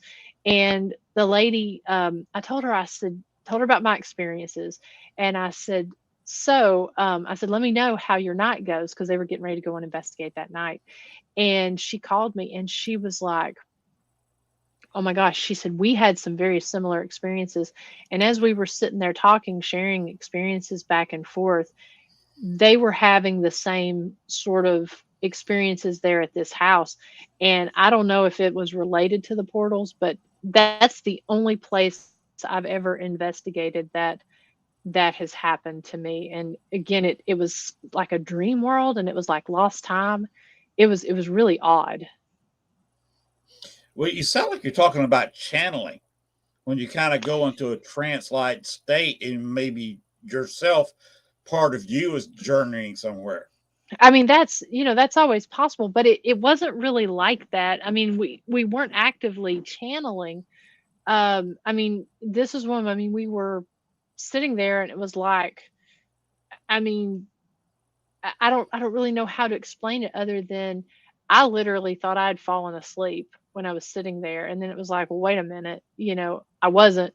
And it was just like, I mean, we would literally be sitting there investigating, and next thing you know, time has passed. And it was kind of like, did this really just happen, or did it not? And it's like, no, I experienced this happening as well. I don't know how to explain it, but it was in those areas, and it was in this. We didn't know. We knew where one portal was supposed to be, but there was apparently two others as well. And so when we were talking with that other team, who was much more experienced investigating in this location than we were, they were having very similar experiences. So I don't know if it was related to that, but that's the house that I'm aware of that has that type of activity. And they were, having similar experiences. So it was very odd. Well, we've got to start winding up here. But one more question: have you ever had a spirit follow you home? Um, on one occasion that I'm pretty sure something followed home, and that was from the Hells Bar Dam in Guild, Tennessee. And it was back when I was investigating with the team, and I started having some odd things occur in my house. And it started with, it was kind of messing with my dog, and I had a little dachshund. She was a little 12-pound dachshund, so rather small. And things started being moved around the house. And everything would be moved to the center of the room. And when I'm saying things would be moved, there was I'd done dishes, and there was 3 Tupperware containers sitting on the counter, and they all had different colored lids. They're sitting on the counter, and when I went to work, they were sitting there. When I came home, the Tupperware container that was in the middle, it was moved to the very center of the room and sitting in the floor. And then the dog's food would end up being moved to the center of the floor. So I thought somebody was coming into my house. And so I ended up putting a recorder out and And this had been going on for about 2 weeks. So I put the recorder out, and when I went to work, you walk down my stairs, you hear me go, and you hear me set the alarm for the house and leave. And so 10 minutes and 13 seconds after I had left, you hear my dog come running into the kitchen. And that's where I put the recorder because of all the stuff that was happening in the kitchen. You hear her start pacing around, and she's panting, she's distressed. And you hear this really garbled male voice say, "Sugar, stop." And my dog's name was Sugar. And so as soon as it said that, you hear the dog kind of stop and leave the room. And so I heard that, didn't have anything else happen. So I ended up leaving. I took the dog the very next weekend. I left the recorder sitting out, and I left it. It was Thanksgiving weekend. And so I left that out, and I ended up hearing it was about 9 o'clock that night. And of course, we get, pretty cold weather down here in November. And so I ended up capturing a child's voice on the second floor that said, because my house is two levels, you hear something say, "I want to go outside," and just as clear as can be. And so I also have cameras in my home, security cameras. And so, anyways, I was able to check the outside cameras and the inside cameras, and it happened. It was like at 8:30 at night. There was nobody outside, so it wasn't like there was a neighbor who was, who had a kid that was going outside. Plus, my neighbors don't live that close to be able to hear those voices like that. So I did capture that, and then it was a few weeks after that. I ended up I had my motorcycle jacket sitting on one of the chairs in the living room. The dog ended up pulling the motorcycle jacket off of the chair and using the bathroom on it, and that was a very odd behavior for the dog. So so I went and I reviewed the camera footage from my living room, and at that point, but you and I'm not a big believer in orbs, because with my background in photography, a lot of the time I'm able to explain what that is. I cannot Right. explain this, but I see this thing come out of the jacket. It turns into an orb, goes out of the room. The dog sees it and starts pacing. That's when she goes over and grabs the jacket, pulls it off, and uses the bathroom on it. So from what seemed like an aggressive behavior, once I went back and reviewed the footage, it looked like it was more of a protective behavior at that point. And so I cleaned the jacket, and I'm sitting there eating. And so so I go back and I'm watching the footage. So I watch the footage from when she sees the orb, and then you see me clean the jacket, and you see me sitting there at my living room table eating supper.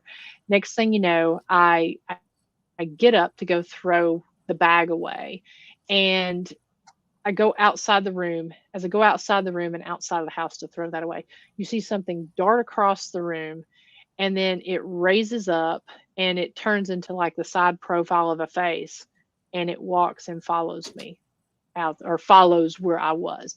So it's not a trail, because I've been out of the room for a long period of time, enough time to go throw something out. And the dog clearly sees it, and it all happens within this succession. So there was a series of a few weeks that I felt uncomfortable after I saw that, because it's like, okay, there's clearly something in my home. I really just sort of acknowledged it, and it ended up moving on. After a couple weeks, I never had any more activities. So I don't know if it was just a traveler, but I feel like because I had done that investigation at Hell's Bar just before, um, Mm. and I mean, literally a few days before was when I did it, and then I started having the activity in my house. But I've never had anything else since. Even with that Sunset Hill case, that was very, um, it really wore on me because it was so long.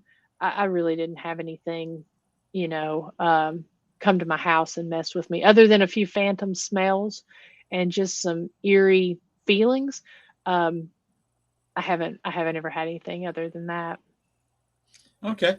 Well, we got to go start going to the end of the show. Let me turn a little bit of light here. And what I've got is a few questions to ask you real quick. Just give the first answer comes on the top of your head. Okay. There is no incorrect answer.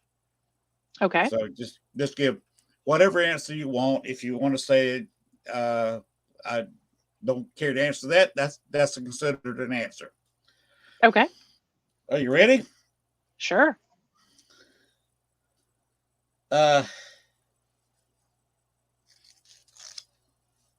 What is your favorite sandwich? Probably fried bologna. Fried bologna. Okay. Yep. Talking about sandwiches, is the hot dog a sandwich? Piece of meat in a bun and bread. Yeah. Yeah. Does pineapple belong on a pizza? Not my pizza. I think it can go on a pizza, but Not not my yours. pizza. Not mine either. Now I get one that's kind of true to my heart. Okay. Barbecue sandwiches or barbecue meal, with or without the bread. Pork, beef, or chicken. Probably pork. Okay. Talking about pizza, and this goes back to my Chicago, 14 and a half years living in Chicago. Pizza, flat or deep dish? Oh, flat. You haven't had any deep dish, have you? I've not. Not. I like the flat because it's not as saucy. I like it. I like flat and thin crust. But I've Okay. heard good things about the. I bet if I had a good Chicago style pizza, I bet I'd probably change my mind. Giordano's, great Chicago pizza deep dish. So if you get a chance to go to Oh, Chicago, go to Giordano's, have you a deep dish pizza. Trust me. I'll take you Okay, up on it. what is the scariest animal to you, Hmm. past or present? Uh. Hmm. Gosh, I don't. That's a tough one. As I mean, because I don't mind snakes and I don't mind spiders. Those are fine. I'd have to say I'd probably have to say some kind of I don't know, some kind of little bug. I do not like those little cicadas. That I don't. I'm afraid they're going to get in my hair, get in my clothes. I don't like those. Okay. Uh, apples or oranges for fruit? Oranges. Okay. Here's a deep one. Dale himself last week was not sure how to answer this. But what do you think happens when we die? Ooh, that's a good question. That is a deep one. I'm a very spiritual person. I am a Christian, so I believe when we die, I believe that we are either I believe we either go to heaven or hell at some point, and it may not be immediate, but I believe that like I said, I'm a Christian, so I believe in the rapture, and it may be a holding spot, but I believe that we we are either with Christ or not when we pass. Okay. Uh, favorite action movie? Hmm. Favorite action? Oh, that's a tough one too. There's so many good ones. I would have to say I I like the John Wick movies. I don't know if I'd say Okay. those are my favorite, but yeah, I like those, and I like a lot of the old 80s, 90s action movies too. Okay. Favorite horror movie? Mm, so many of those too. I really like The Shining. I know that's not really a horror movie, but No, well, yeah, I know it's more psychological. it's a But psychological movie. Yes.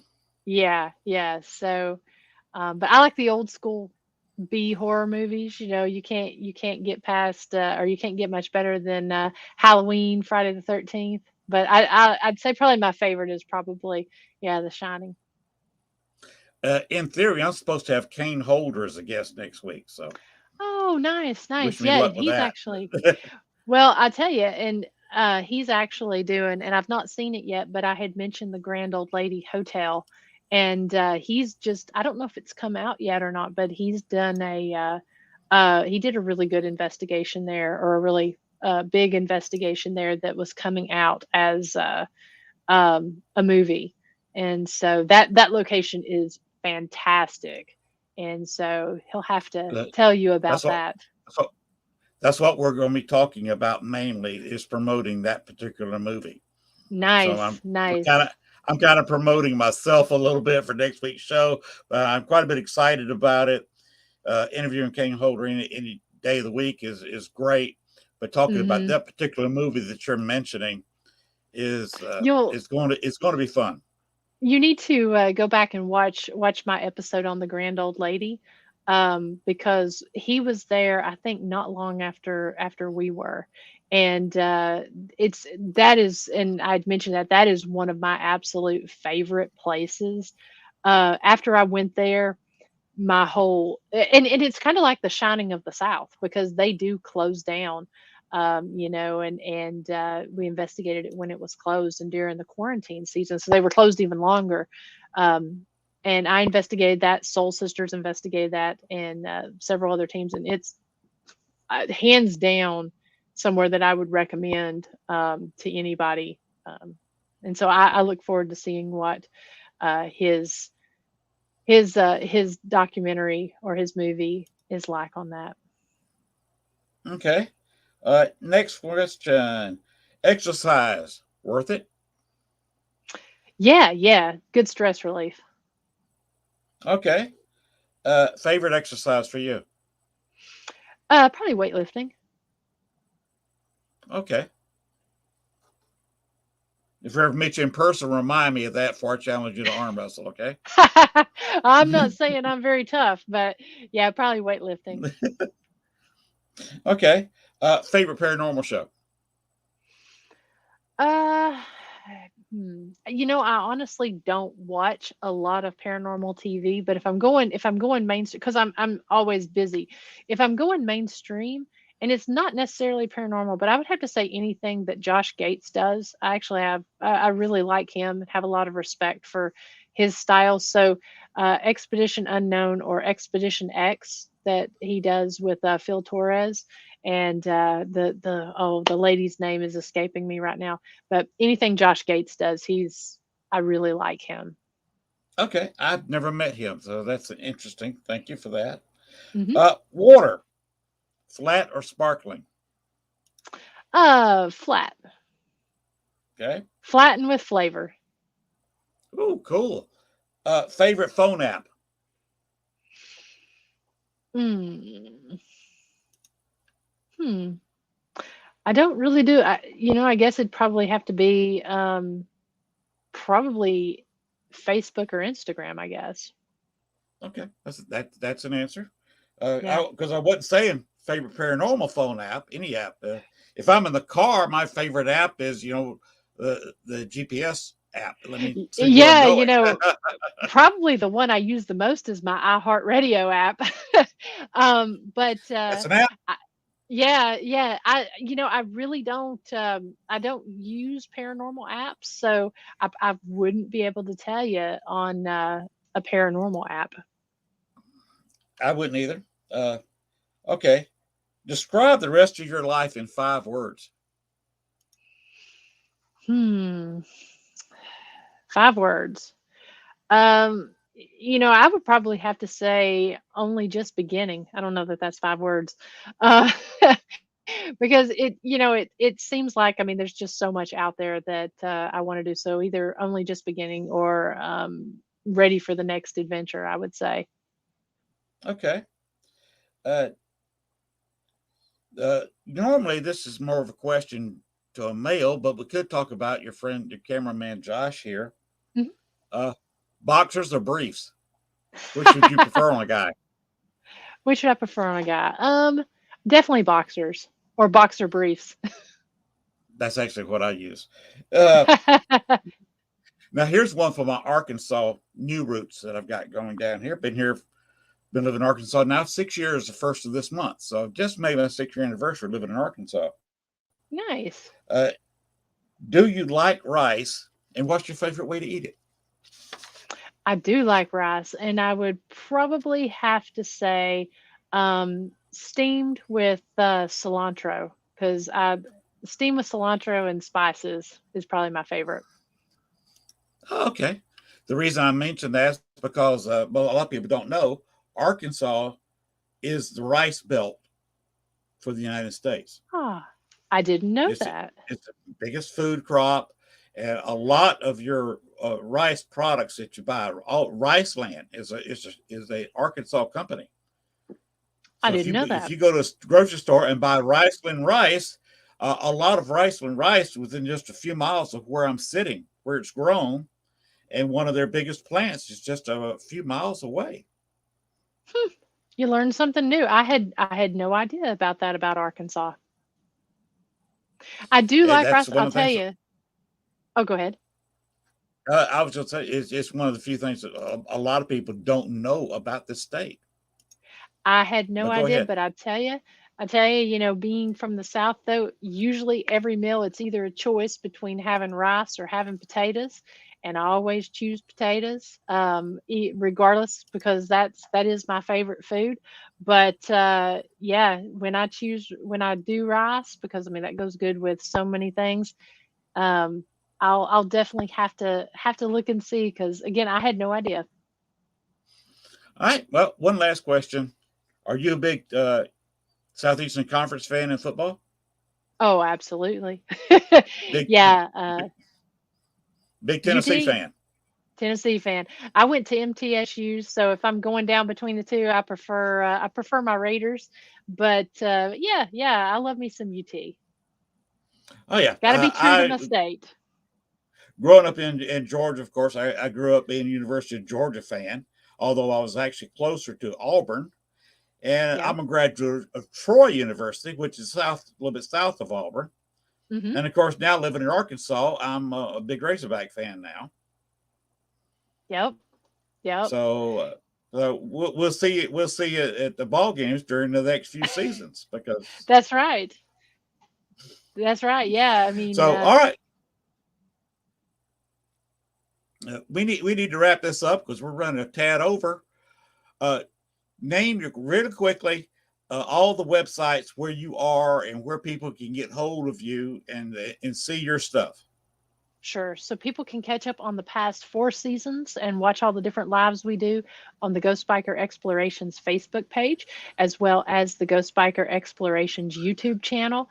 We're the most active on Facebook, and you can also find Ghost Biker merchandise as well as events, the Harley events and stuff that we'll be doing on the www.ghostbikerexplorations.com. And don't forget to go out and check out the Historic Scott County Jail Facebook page, as well as www.historicscottcojail.com to find out about investigating at one of the newest locations on the scene.